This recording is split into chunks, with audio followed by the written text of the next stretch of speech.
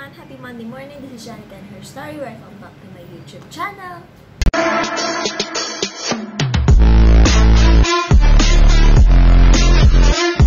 So, this is my plan. This is my Monday plan. This is Epipremnum pinnatum albo, and they call it also Epipremnum pinnatum variegata, then albo. But ano lang yun, parang mas proper lang yun kasi variegata means variegated, tapos anong variegation siya, albo, ganyan. So, yun.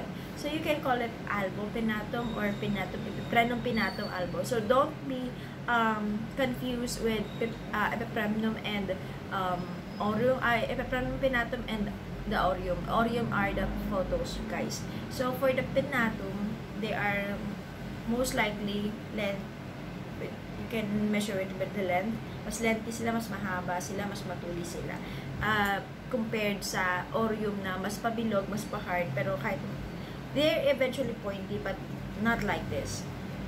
Okay, this is what I love about this plant is that it gives so much white variegations and gray variegations. This is the old leaf. Ayan. Nababad ko lang siya sa kasi dyan sa bintana, meron kasing bakal. So, the bakal itself, masyado siyang mainit. And then this one is really white. So, yun lang, nasunog lang siya. But, hindi naman siya nagtuloy-tuloy. So, what I can say is that, healthy naman ang halaman. Ayan. So, for variegated plants, the sun is not the magic. Okay? Sun cannot make your plants variegated, not unless sunburn or tawag nito, sun bleach. Yan. But that's not variegation. Nag-wear off lang ang green color because of the excessive heat or excessive exposure from the sun. But for the plants to variegate, it must have a variegated genes. Maliwanag ah. Pero variegated plants can be helped by the sun exposure na mag-variegate siya eventually or para to wake up the variegation. Kasi it has something to do with the genes nga. Parang i-activate mo lang siya. Pero, that to hide the variegated plants away from the sun is a myth. Okay? Kasi kailangan niya din ng sun. Yan. So, for the total albo na leaves, kung ganun naman lahat ang leaves, so, I think you should avoid sun exposure.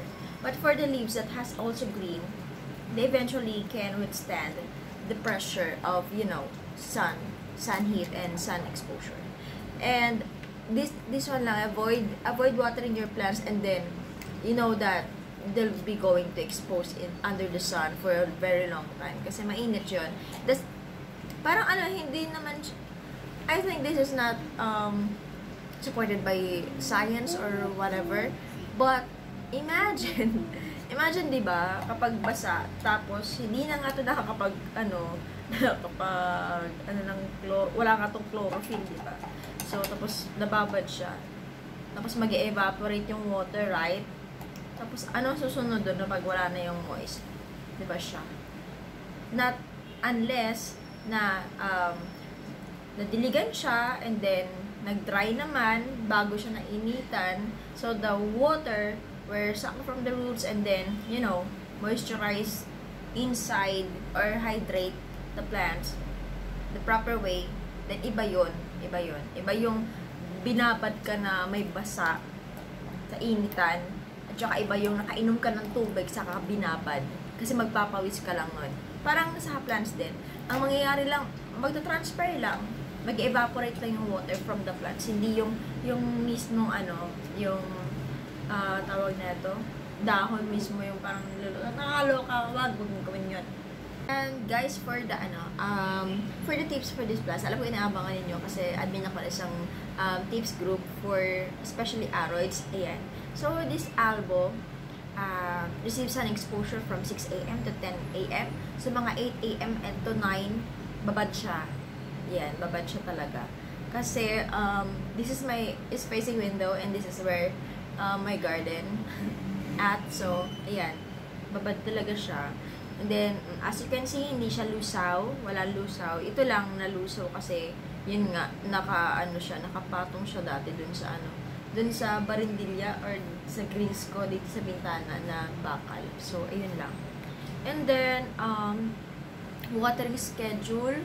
Wala akong watering schedule. Kapag nakita kong dry na siya, not the top part kasi kapag top part, tapos naiinitan siya, talagang dry yan. Tingnan natin dito sa loob. Okay, ayan. So, for this one, it can last for 2 days pa yung moisture niya. Ayan. Medyo basa pa siya. For the plants din, mas magandang, hindi naman underwater, pero mas maganda talaga yung, alam mo, yung ano niya, alam mo yung container, or yung pot mo, alam mo yung soil mo, and alam mo yung pangailangan ng plants mo. Kasi kapag hindi mo alam yung container mo, for example, this container, this coffee cup container, is not the same with the terracotta pots. So, terracotta pots and the coco pot. Iba yung coco pot at saka terracotta pots. So, terracotta pots, it has a lot of pores, maliliit. So, eventually, mas mabilis siyang mag-dry and mas mabilis na nakakahinga yung roots. Si coco pot naman, mabilis talaga, in the upper part, in the V part, mas mabilis talaga din mag-dry yung, soil support niyan. Pero, on the bottom, dito sa bottom na to, since walang butas nga ang coco pots, so medyo nag-i-stay yung moist doon. So medyo ingat ka kasi not all the time na dry na sa top part until your 2 knuckles ay dry na din sa baba. I tried that with my Syndapsus. So for this one, luckily, I don't have a bad time or hard time watering this plant kasi I can monitor actually the moisture in the root, in the substrate. And this is one also a good example that we must reuse our milk tea cups, iced coffee cups. This is actually iced coffee cup I bought from Archie's. Ayan, dito sa amin. So, I reused it. So, aside from really me reducing my garbage disposal from my household, so this cup also works for me and helps me with propagating this albo. Ayan. So for most of the plants, wala naman talagang plants na gusto nila overwater. Even the fern na gusto nila ng water or moisture, ayaw naman nilang overwater. Ayaw din naman nila ng totally dry, tapos saka mo sila didiligan, ganun. So for this one pala, the one thing na I love about transparent cups, you can see actually kapag may roots na siya or you really have to replant them. Like for example, for this one, kita mo yung roots niya, ayan, they're sitting below. So, ayan. Question of, am I going to replant it or repot it in the bigger pot? Maybe later siguro. Kasi, I have this kind of dream na gusto ko yung yung para sa ibang YouTuber na ng plants na when they till the plant or when they make bunot the halaman, sumasama lahat ng parang gusto kong ganon. Ayan. So, next tips, the substrate. Yun nga, nagre-use ako ng substrate.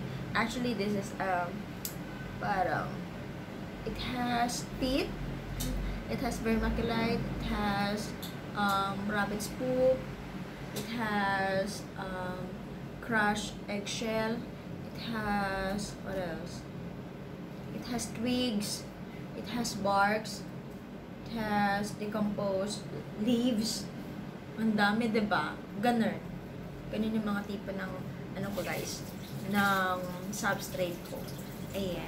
For this plant pala, again, nagpe-fenestrate na siya ganyan. How fast is that? So, I guess that's really fast kasi baby talaga yung dahon niya, and then meron na siyang ganyan. So, 2 things. 1, mature na ang mother plant or mature na ang stem where ito na nakuha. And then second is that it has something to do with your plant, how you plant them. Yun nga din ang rason kung bakit it's really good to plant your plants to propagate your plants in a small container kasi eventually mararamdaman niya, oh, na-outgrow ko ng aking hawla. So, I need a bigger one. Yan, mga ganong tipo. So, na-outgrow ko ng aming balwer. So, magmamature na ako, ganon. Para ako makakuha naman mas malaking balwer. Ganon. So, ganon yung, ganon yung drama ng mga halaman. So, for this one, yun nga, root bound na siya sa bottom. So, feeling niya siguro magmamature na siya. So, nagmature na siya. Ganon.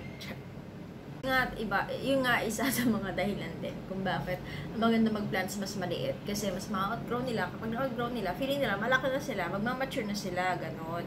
So, gano'n na nangyayari dito. Aside from also the reason na mature na din talaga yung kanyang stem. So, ayan. So, I can really smell the stress away scent. Ayan. So, ayan guys. So, may palabas na naman siyang So, this plant is with me for 4 months yata or 4 or 3 months. Ayan. So, makikita mo, para sa akin, hindi naman siya masyadong pihikan. Lagi naman siyang, lagi naman siya nagbibigay ng new leaves. Ayan. So, ang ginagawa ko lang guys to maintain. Depende kasi tayo ng mga, mga sitwasyon. Ayan. May mga halaman tayo na gusto natin talaga or hinihintay natin talaga na mag-unleaf, unfurl, mag-unfurl, or anong gagawin natin para mag-unfurl, gano'n. Or mag-produce na shoots, gano'n. Pero meron din tayong mga halaman na mini-maintain lang natin kasi alam na natin na happy ka na dyan. I give you everything you need. I give you everything you want. I give you, all the good things that I think that suitable for you, and then just grow. Yun ang ginagawa ko dito. Minamonitor ko lang siya, no hardship para, ay, mag-ano ka. Wala. Kinakausap ko lang sila. Actually, ito pa, guys. Tips from JB. Hablaw. Gawin nyo doon sa halaman nyo, tsikahan nyo ng mga, hanas yung nanay nyo, tsikahan nyo ng mga problema ninyo. Sabihin nyo, alam nyo ba, nung may sakit ako, kinausap ko yung mga halaman ko, sabi ko, kapag wala pa akong panlasa in 2 or 3 days, sabi ko, kapag wala pa akong pang-amoy in 2 or 3 days, yari kayo sa akin, kayo ang kakainin ko. Sabi ko sa mga halaman ko, and then after that, of course, I prayed, I do my regimen, and then the next day, luckily, meron na akong panlasa, and I'm happy to make balita to them, like, oh guys, I think you also prayed for me, and may panlasa na ako, so chill, hindi ko na kayo kakainin. Ayan. So, chinismisan ko lang sila na, alam nyo ba that I cannot go out, I cannot buy foods and all. So, baka nga, diba, baka kainin ko din kayo, sabi ko sa kanila. So, chinichikahan ko sila ng mga shits ko, chinichikahan ko sila ng mga stress ko. Actually, umiiyak din ako in front of them, like, this happens, yung mga ganong keme. So, kasi, more than people, or, I treat them also as my friend. I treat them, diba, as my green baby. So, that's it. So, I also, just like what I'm doing with my kids, chinichikahan ko sila ng mga, did you know that this happened? If you're in my shoe, what will you do? Yung mga ganong keme, yan. Kasi, this is one essential, thing that we should teach our kids. Teach them to think, not to what to think. Magkaiba po yun. Ganun din sa mga halaman ko. Eventually, wala naman silang brain, pero, who cares? I'm just talking to them. Ayan. So, with kindness, I'm talking to them with kindness. I'm very kind to talk about my shits. Hindi naman nananakot. Pero, alam ko nanginginig sila. Char. Hindi. Kasi nga, diba, if a person can grow with kind words, why not plants? Diba? Or, if the plants can grow with good words and kind words, why not do that also to people? Yan, and vice versa. Ganun lang yun. And, they really have this stimuli to really react on what I'm saying. Ayan. So, bedeng ang aking bintana, and then mas beberde pa. And I'm looking forward of making or bringing up the berde inside our home. So, ayan, sana yan ang pakaabangan natin, guys. Ayan. So, thank you so much for watching this video, and hope that I had helped you with, with your variegated plants, especially the pinnatum albo. Ayan. So, watch again for my next vlog for Tuesday, and ano kaya ang halaman ang ilalabas ko. So, check it out. Bye!